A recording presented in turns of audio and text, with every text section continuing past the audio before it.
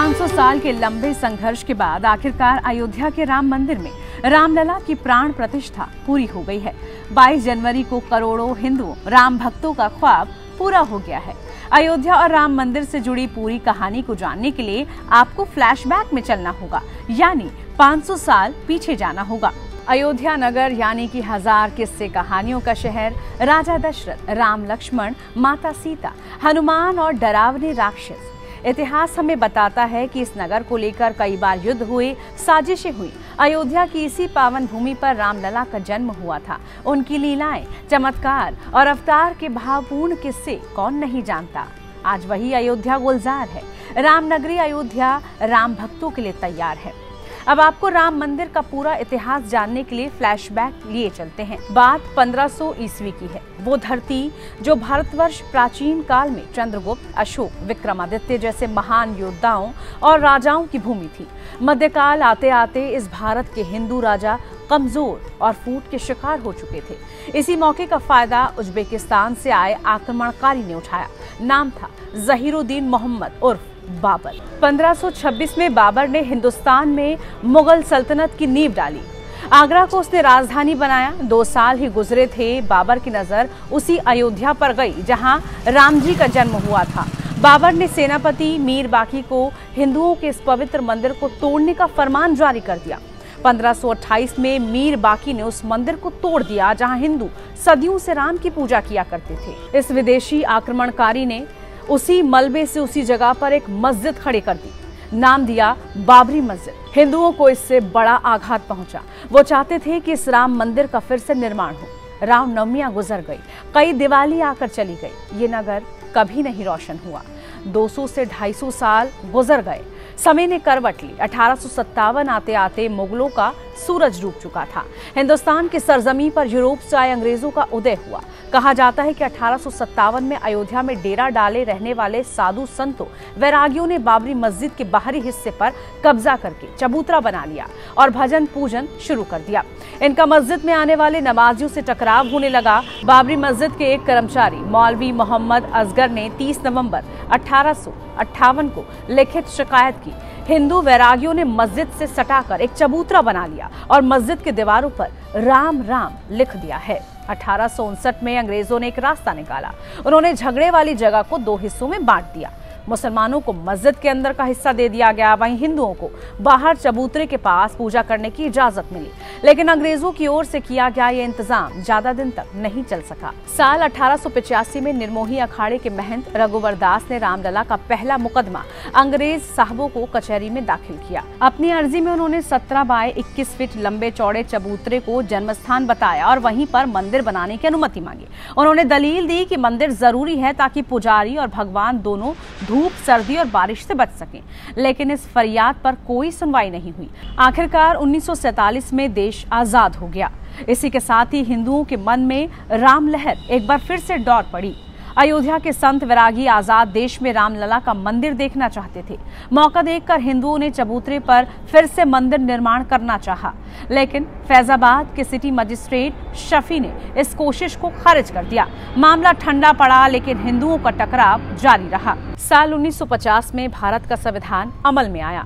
एक नए कायदे और कानून से देश चलने लगा। इसी बीच अयोध्या में एक रात ऐसा वाक्य हुआ जिसने उथल पुथल मचा दिया। 23 दिसंबर 1949 की वो सुबह जब अयोध्या के आसपास ये जिक्र आम हो गया कि रामलला प्रकट हुए हैं, राम आए हैं। ये बात जंगल में आग की तरह फैल गई। पिछली रात विवादित मस्जिद के ठीक नीचे रामलला प्रकट हुए हैं। मस्जिद के बाहर हजारों हिंदुओं की भीड़ जमा हो गई। बाद में फैजाबाद के तत्कालीन कलेक्टर के नायर ने इस मस्जिद को विवादित मानकर इस पर ताला लगवा दिया। रिटायरमेंट के बाद नायर साहब की अफसरी चली गई तो वो जनसंघ के टिकट पर चुनाव जीतकर संसद पहुंचे। फिर आया साल 1950। इस साल 2 मुकदमे दायर हुए। एक मुकदमा गोपाल सिंह विशारद का था, दूसरा था महंत रामचंद्र परमहंस का। कहा जाता है कि मस्जिद में मूर्तियां रखने वालों में हिंदू महासभा के नगर अध्यक्ष रामचंद्र परमहंस भी थे। इन्होंने दर्शन पूजन पर रोक न लगाने और विवादित ढांचे से मूर्तियों को न हटाने की मांग की। 1951 के निर्मोही अखाड़े में तीसरा मुकदमा दायर किया। ये तीनों केस हिंदू पक्ष के थे। 10 साल बाद 1961 में मुस्लिम पक्ष की ओर से सुन्नी वक्फ बोर्ड और स्थानीय मुसलमानों को और ये मुकदमा दायर किया गया था। इन्होंने न केवल विवादित जगह के पोजीशन की मांग की, बल्कि आसपास के कब्रिस्तानों पर भी दावा किया। जिला कोर्ट में इन चारों मामलों की एक साथ सुनवाई होने लगी। हिंदू पक्ष की ओर से रामचंद्र परमहंस अहम पक्षकार थे, तो मुस्लिमों की पैरवीकार थे हाशिम अंसारी। मुकदमा चलता रहा, माहौल बदलता रहा। भारत पाकिस्तान युद्ध, इमरजेंसी, बीजेपी का गठन, संघ की सक्रियता, इंदिरा गांधी की हत्या, देश में बड़े बड़े कांड हुए। 1980 में इंदिरा गांधी की सत्ता में प्रचंड वापसी हुई। इसी साल बीजेपी बनी तो संघ ने हिंदुओं की गोलबंदी का प्लान बना लिया। साल 1984 आते आते इसका खाका तैयार हो चुका था। संघ की नजर हिंदुओं के 3 आराध्य राम, कृष्ण और शिव पर गई। संयोग से इससे जुड़े 3 आराधना स्थल अयोध्या, मथुरा और काशी मुस्लिमों के साथ कलेश की वजह थे। 7 से 8 अप्रैल 1984 को दिल्ली के विज्ञान भवन में धर्म संसद बुलाई गई। यहाँ इन तीनों स्थानों की मुक्ति का प्रस्ताव पास किया गया। 1984 में राम जन्मभूमि आंदोलन से जुड़े लोगों ने जनकपुर से एक रथ यात्रा निकाली। इस यात्रा में राम, जानकी की प्रतिमाओं को कैद में दिखाया गया। पहली बार अयोध्या की कहानी लोगों ने आंखों से देखी। इस लाचारी में देख हिंदू समुदाय में आक्रोश पनपा। इस यात्रा में हिंदुओं के मन में 400 साल की दुश्वारी और लाचारी को ताजा कर दिया। अब तक विश्व हिंदू परिषद पूरी ताकत के साथ आंदोलन में शामिल हो चुकी थी। इंदिरा गांधी की हत्या के बाद राजीव गांधी प्रधानमंत्री बने। इधर हिंदुओं ने सरकार को अल्टीमेटम दिया कि अगर 1986 की शिवरात्रि तक मस्जिद का ताला ना खोला गया तो वो इसे तोड़ देंगे। बीजेपी अब तक खुलकर इस आंदोलन में उतर चुकी थी। अगला चुनाव भी नजदीक आ रहा था। जून 1989 में बीजेपी ने पालमपुर में एक प्रस्ताव पास किया। पार्टी ने सरकार से मांग की कि कोर्ट इस मामले का फैसला नहीं कर सकती। सरकार समझौते से या संसद में कानून बनाकर राम जन्मस्थान हिंदुओं को सौंप दे। राजीव गांधी का कार्यकाल पूरा हुआ तो देश नई सरकार चुनने जा रहा था। मस्जिद का ताला खुलवा चुके राजीव गांधी ने 1979 में देश में राम राज्य लाने के नारे के साथ अयोध्या से चुनावी अभियान की शुरुआत की। इसी बैकग्राउंड में पहली बार अयोध्या में शिलान्यास हुआ। उत्तर प्रदेश की कांग्रेस सरकार ने यह कहकर शिलान्यास की अनुमति दी कि वो जगह विवादित क्षेत्र से बाहर है। आखिरकार मस्जिद से 200 फीट की दूरी पर वीएचपी ने शिलान्यास किया, लेकिन मुस्लिम समुदाय के तीखे विरोध की वजह से यहाँ निर्माण कार्य नहीं हो पाया। तब वीएचपी के अशोक सिंघल इस मूवमेंट को लीड कर रहे थे। 89 के चुनाव में बीजेपी इस मुद्दे को उठाती रही। आडवाणी ने चुनाव प्रचार में सांस्कृतिक राष्ट्रवाद और हिंदू अस्मिता का सवाल उठाया और कांग्रेस की सेकुलर नीतियों पर चुभने वाला सवाल किया। बीजेपी की इस पॉलिसी का परिणाम नतीजों में दिखा। 1984 में मात्र 2 सीटों पर खाता खोलने वाली बीजेपी को इस बार बम्पर 85 सीटें मिली। इसके बाद ही आडवाणी ने राम मंदिर आंदोलन की बागडोर अपने हाथ में ले ली। वो जल्द ही अपने रथ रूप में देश के सामने आने वाले थे। इस बार अटल बिहारी वाजपेयी, मुरली मनोहर जोशी, एल.के. आडवाणी, प्रमोद महाजन और बीजेपी तत्कालीन गुजरात संगठन सचिव नरेंद्र मोदी जैसे नेताओं ने इस मुद्दे पर माहौल बनाने के लिए सोमनाथ से अयोध्या तक रथ यात्रा निकालने की प्लानिंग की। 25 सितंबर 1990 को गुजरात के सोमनाथ से निकाली यात्रा ने जनमानस को करंट दे दिया। आडवाणी ने यहाँ हाई वोल्टेज भाषण दिया और सौगंध राम की खाते हैं, मंदिर वहीं बनाएंगे का नारा लगाया। पश्चिमी भारत से निकलकर ये रथ जब हिंदी हार्टलैंड पहुंचा तो माहौल राममय हो गया। इस रथ के सारथी थे नरेंद्र भाई मोदी। 30 अक्टूबर को इस रथ को अयोध्या पहुंचना था, लेकिन तब तक बिहार, यूपी और केंद्र की सरकारों के कान खड़े हो चुके थे। आडवाणी का रथ अविभाजित बिहार में प्रवेश कर चुका था। 7 महीने पहले बिहार के सीएम बने लालू यादव तब राजनीति के युवा थे। 42 साल के लालू यादव ने आडवाणी की रथ यात्रा पर फुल स्टॉप लगाने का प्लान बनाया। 22 से 23 अक्टूबर की दरमियान रात को आडवाणी रथ यात्रा को विराम देकर समस्तीपुर सर्किट हाउस में रुके थे। सुबह 4:45 बजे उनके दरवाजे पर दस्तक हुई और आडवाणी को बताया गया कि उन्हें गिरफ्तार किया जा रहा है। आडवाणी ने उसी वक्त अफसरों से कागज मांगा। उन्होंने भारत के राष्ट्रपति के नाम एक पत्र लिखकर केंद्र की वीपी सिंह सरकार से समर्थन वापसी का ऐलान कर दिया। आडवाणी गिरफ्तार कर लिए गए। भारत की सरकार गिर गई। इधर आडवाणी की पुकार पर तमाम पाबंदियों के बावजूद लाखों कार सेवक 30 अक्टूबर को अयोध्या पहुंच चुके थे। सीएम मुलायम सिंह की तैयारियां नाकाफी रही। यूपी में 2 लाख कार सेवक गिरफ्तार किए गए, जेलें भर गई।